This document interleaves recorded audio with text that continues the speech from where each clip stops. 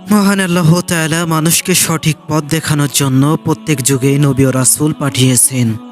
আর এসব নবী ও রাসূল যে মহান আল্লাহর তরফ থেকে পাঠানো তা সত্য। তার নিদর্শন স্বরূপ তাদের মাধ্যমে আল্লাহ কিছু অলৌকিক ঘটনা দেখান, যাতে করে তারা নবীদের নবুয়তের সত্যতা প্রমাণ জানতে ও বুঝতে পারে এবং তাদের প্রতি ঈমান আনার পাশাপাশি মহান রবের উপর ঈমান আনতে পারে। পুরুষের স্পর্শ ছাড়াই মহান আল্লাহ রব্বুল আলামিন কুল ফায়াকুন নির্দেশে হযরত মারিয়াম আলাইহিস সালাতু ওয়াস সালাম গর্ভধারণ করেছিলেন। তার গর্ভে জন্ম নিয়েছিলেন নবী ও রাসূল হযরত ঈসা আলাইহিস সালাতু ওয়াস সালাম। তিনি দোলনায় থাকা অবস্থায় বড়দের মতো কথা বলতেন। বাল্যকালেই আল্লাহ পাক তাকে নবুয়ত ও কিতাব দান করেন। নবুয়ত ও রিসালাতের দায়িত্ব লাভের পর আল্লাহ তাআলা তাকে বেশ কিছু মুজিজা ও অলৌকিক ক্ষমতা দান করেছিলেন, যে মুজিজার অলৌকিক ঘটনাগুলো পবিত্র কোরআনুল কারিমে বর্ণনা হয়েছেন। পবিত্র কোরআনুল কারিমে সূরা আল ইমরানের ৪৮ নম্বর আয়াতে মহান আল্লাহ রাব্বুল আলামিন বলেছেন, আর বনি ইসরায়েলের জন্য রসূল হিসেবে তাকে মনোনীত করবেন। তিনি বললেন, নিশ্চয়ই আমি তোমাদের কাছে তোমাদের পালনকর্তার পক্ষ থেকে নির্দেশসমূহ নিয়ে এসেছি। তা হলো, আমি তোমাদের জন্য মাটির পাখির আকৃতি তৈরি করে দিই, তারপর তাতে যখন ফু দেই তখন তা আল্লাহর হুকুমে উড়ন্ত পাখিতে পরিণত হয়ে যায়, আর আমার স্পর্শে সুস্থ হয়ে ওঠে জন্মান্ধ ও কুষ্ঠরোগী। আর আমি আল্লাহর হুকুমে মৃত্যুকে জীবিত করে দেই। আমি তোমাদেরকে বলে দেই যা তোমরা খেয়ে এসেছো এবং যা ঘরে রেখে আসো। এভাবে আল্লাহ তাআলা হযরত ঈসা আলাইহিস সালাতু ওয়াস সালামকে বেশ কিছু অলৌকিক শক্তি দান করেছিলেন। এর মধ্যে অন্যতম কোনো অন্ধ ব্যক্তির চোখে ফু দিয়ে বা স্পষ্ট করলেই অন্ধ ব্যক্তির দৃষ্টি ফিরে আসতো। আবার কুষ্ঠরোগীর গায়ে হাত বুলিয়ে দিলে রোগ ভালো হয়ে যেত। দীর্ঘদিনের মৃত্যু ব্যক্তিকে নাম ধরে কুম্বি ইজনিল্লাহ বললেই ওই ব্যক্তি জীবিত হয়ে যেত। কেউ বাড়ি থেকে কি খেয়ে এসেছে এবং বাড়িতে কি রেখে এসেছে তিনি তাও বলে দিতে পারতেন। হযরত ঈসা আলাইহিস সালাতু ওয়াস সালাম তার অনুসারীদের জন্য আল্লাহর পক্ষ থেকে জান্নাতি খাবার মায়দা তথা বেহেশতি খাবার সমূহ দস্তরখানার ব্যবস্থা করেছিলেন। আল কোরআনে মায়দা নামে একটি বিশেষ সূরাও আছে। এই মায়দা ছিল নবুয়ত ও রিসালাতের বিশেষ প্রমাণ। এই সব ছিল ঈসা আলাইহিস সালাতু ওয়াস সালামের বিশেষ ক্ষমতা।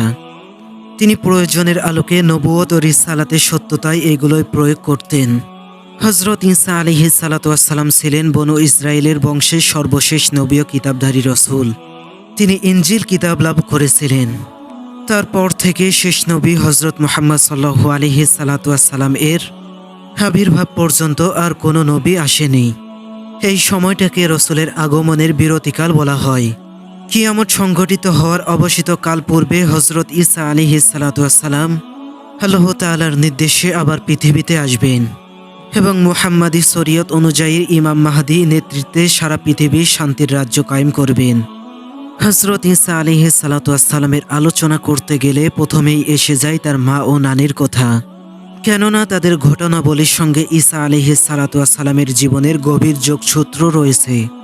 হযরত ঈসা আলাইহিস সালাতু ওয়াস সালামের নানি অর্থাৎ ইমরান আলাইহিস সালাতু ওয়াস সালামের স্ত্রী নিজের গর্ভের সন্তান সম্পর্কে মানত করেন যে এই সন্তান জন্মের পর তাকে বাইতুল মুকাদ্দাসের খেদমতের জন্য নিয়োজিত করা হবে।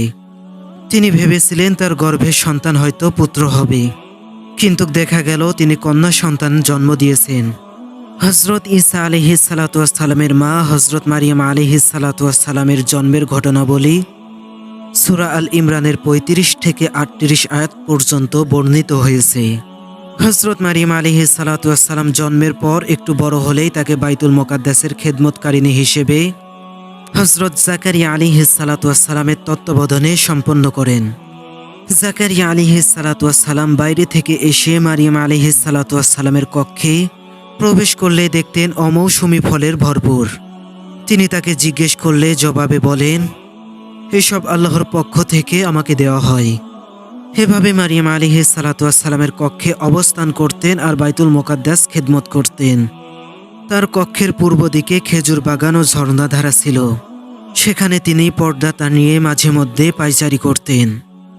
একদিন সেখানে পায়চারি করছিলেন, এমন সময় হঠাৎ মানুষের বেশে হযরত জিবরাইল আলাইহিস সালাতু ওয়াস সালাম উপস্থিত হন। স্বাভাবিকভাবেই তিনি ভীত হয়ে পড়েন। নিজেকে পুরোপুরি আড়াল করে নেন।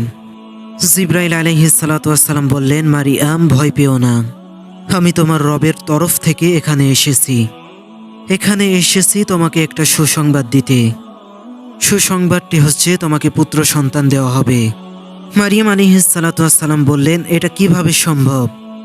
আমাকে তো আজ পর্যন্ত কোনো পুরুষ স্পর্শ করেনি।